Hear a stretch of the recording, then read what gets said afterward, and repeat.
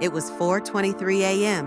when every digital wallet in Burkina Faso and across Africa suddenly froze.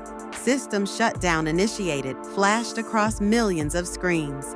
Western banks had triggered their secret kill switch, expecting economic chaos to follow. But they didn't know one thing.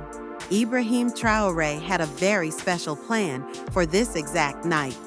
Inside the emergency meeting room at the presidential palace, panic erupted. Phones were ringing non-stop. Advisors scrambled in confusion. Some were even crying. Blood-red alarms flashed on the main screen. Error messages flooded in every second. 14 million digital wallets across 6 African countries had completely died. "Mr. President," cried Dr. Amina Konaté, head of digital currency, her voice shaking. "This is a complete disaster. Mali, Niger, Guinea, Togo, Benin, everything has collapsed. People can't access their money. Our economy is crashing." The technology minister burst into the room, soaked in sweat. "Sir, this wasn't a glitch. It's a coordinated attack. We detected the European Central Bank's code signature. This came from Brussels." President Traoré sat at the head of the table, his face unmoving. But a terrible fire flickered in his eyes. Slowly, he stood up, like a volcano preparing to erupt.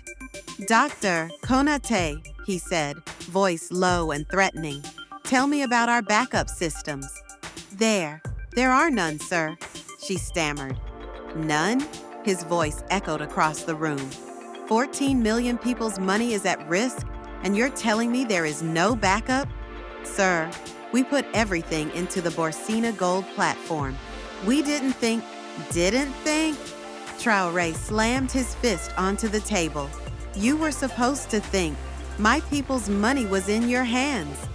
Dr. Konaté's eyes filled with tears. "I'm sorry. I couldn't have known. That was your job," he roared, "to protect my people, and you failed them." The room froze in silence. Then the economy minister spoke, voice trembling. "Mr. President, maybe there's still another way." Traoré turned his sharp gaze on him. "Should we beg the West? Please turn our system back on?" No one replied. He ran a hand through his hair and walked slowly to the window. Outside, Ouagadougou was waking up, unaware of the economic nightmare unfolding. Maybe it's really over," he said quietly, back still turned. Despair settled over the room. But then, very slowly, he turned back around. His face had changed. The fury was gone. In its place, something strange, a glimmer of a secret remembered. "Dr. Konaté," he said softly, voice suddenly calm. "Are you sure there's no backup system?" A very slight smile appeared on his lips. "There is one," he said. "One I never told you about. A system our European friends could never even imagine." The atmosphere in the room shifted instantly. Every advisor turned toward him. Traoré walked to his desk and pulled out a thick red-sealed safe marked "Top Secret." He opened the coded lock with steady hands. "By the end of tonight," he said, as he removed a thick file, "Africa's destiny will change."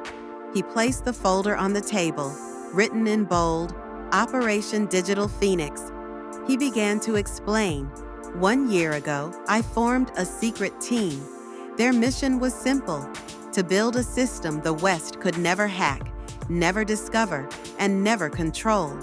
Dr. Konaté's mouth fell open. "Sir, but I manage all digital operations."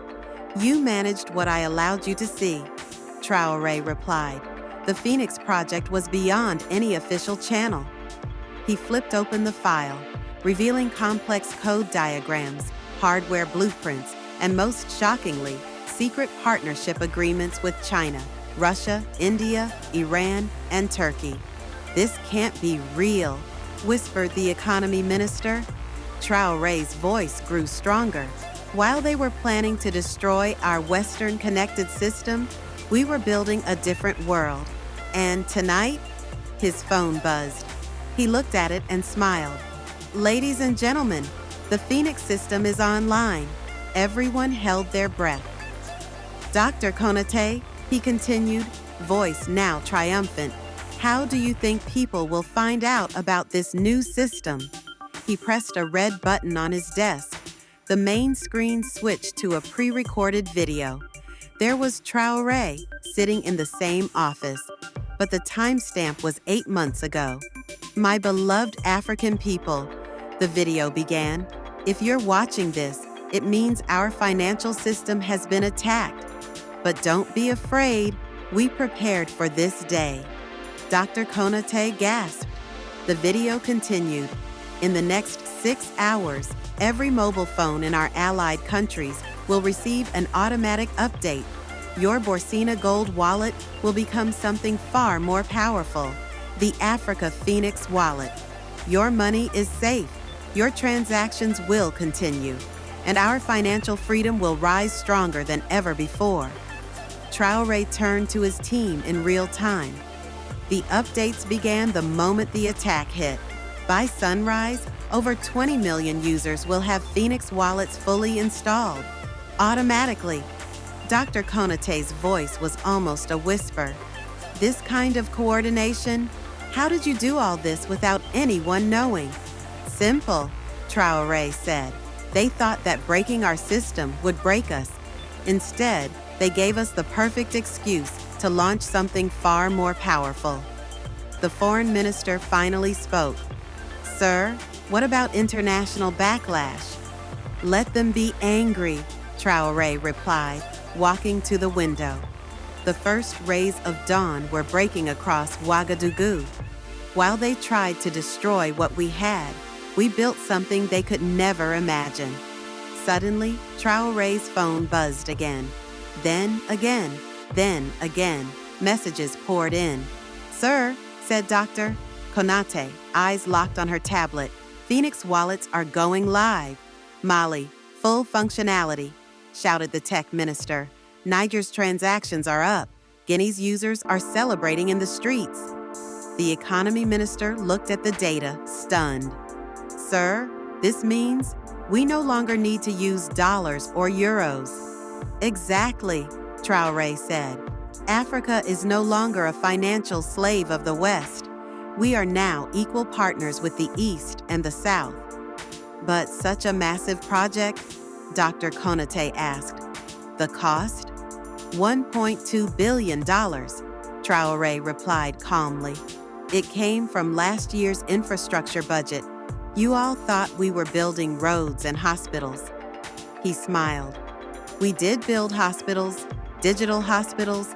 We built servers, data centers, cybersecurity fortresses. He turned again to the window. The sun was now fully up. By the end of tonight, he said quietly, powerfully, Africa was reborn.